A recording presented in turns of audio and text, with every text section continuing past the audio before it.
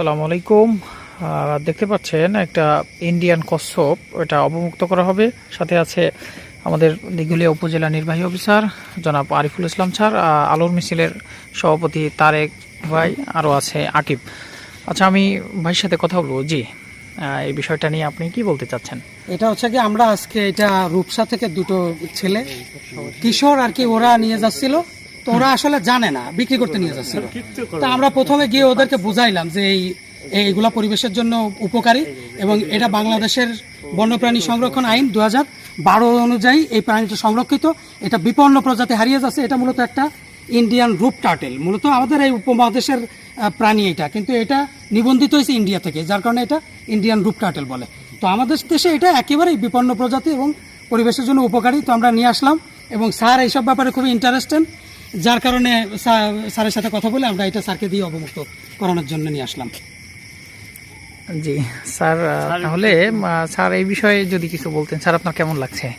আচ্ছা, এটা যে ভালো লাগছে, এটা একটা অংশ হতে পেরে যে একটা বিপন্ন প্রজাতির প্রাণীকে আমরা রক্ষা করার জন্য ছোট একটা পদক্ষেপ হলেও আমরা নিতে পেরেছি। এটা যে ইন্ডিয়ান যে টার্টেলটা, এটা আসলে আমাদের দেশে খুবই বিপন্ন প্রজাতি, যাতে এই জিনিসটাকে আমরা কোনো ব্যবসায়িক উদ্দেশ্যে কিংবা খাওয়ার উদ্দেশ্যে ব্যবহার না করি। এটা পরিবেশে এটার যে একটা ভূমিকা আছে সেইটা যেন আমরা তাকে পালন করতে দিই, তাহলেই প্রকৃতির ভারসাম্য রক্ষা হবে। তো আলোর মিছিল, তাদেরকে ধন্যবাদ যে তারা এত সুন্দর একটা আয়োজন করেছে এবং আমাকে এটার অংশ করেছে, জন্য আমি তাদেরকে ধন্যবাদ জানাচ্ছি। কৃতজ্ঞতা স্যারের প্রতি। তাহলে আমরা অবমুক্ত কার্যক্রমটি শুরু করতে পারি স্যার। ছেড়ে দিলেই তো হচ্ছে না? জি হ্যাঁ, জি স্যার।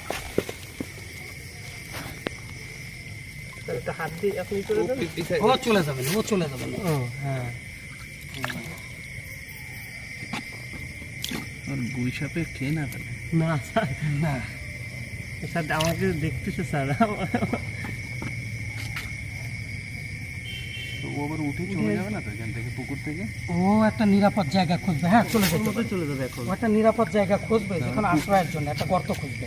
পুকুরে তো থাকবে না, ওরা জলের মধ্যে থাকে না, ওরা উঁচু স্থানেই থাকে।